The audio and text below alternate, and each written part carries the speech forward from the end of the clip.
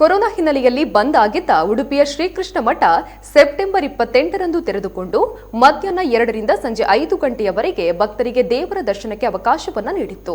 ಆದರೆ ದಿನದಿಂದ ದಿನಕ್ಕೆ ಭಕ್ತರ ಸಂಖ್ಯೆ ಹೆಚ್ಚಾಗುತ್ತಿರುವ ಹಿನ್ನೆಲೆಯಲ್ಲಿ ಇದೀಗ ಭಕ್ತರು ದರ್ಶನ ಪಡೆಯುವ ಅವಕಾಶವನ್ನು ವಿಸ್ತರಿಸಲಾಗುತ್ತಿದೆ. ಬೆಳಗ್ಗೆ 8:30ರಿಂದ 10 ಗಂಟೆಯವರೆಗೆ ಮತ್ತು ಮಧ್ಯಾಹ್ನ 2ರಿಂದ ಸಂಜೆ 6 ಗಂಟೆಯವರೆಗೆ ಭಕ್ತರು ದರ್ಶನ ಪಡೆಯಲು ವ್ಯವಸ್ಥೆಯನ್ನ ಕಲ್ಪಿಸಲಾಗಿದೆ. ಇದು ನವೆಂಬರ್ 4ರಿಂದ ಜಾರಿಗೆ ಬರಲಿದೆ. ಈಗ ನಿತ್ಯ 2,000 ದಿಂದ 3,000 ಭಕ್ತರು ಆಗಮಿಸುತ್ತಿದ್ದಾರೆ. ಇದುವರೆಗೆ 3,750ಕ್ಕಿಂತಲೂ ಹೆಚ್ಚು ಭಕ್ತರು ಆಗಮಿಸಿದ್ದಾರೆ. ಸಮಯ ವಿಸ್ತರಿಸಿರುವುದರಿಂದ ಅನೇಕ ಭಕ್ತರಿಗೆ ಹೆಚ್ಚಿನ ಅನುಕೂಲವಾಗಲಿದೆ. ಇನ್ನು ದೇವಾಲಯಕ್ಕೆ ಬರುವ ಪ್ರತಿಯೊಬ್ಬ ಭಕ್ತರು ಮಾಸ್ಕ್ ಧರಿಸಬೇಕು, ಸಾಮಾಜಿಕ ಅಂತರ ಕಾಪಾಡಿಕೊಳ್ಳುವುದು ಕಡ್ಡಾಯವಾಗಿದೆ.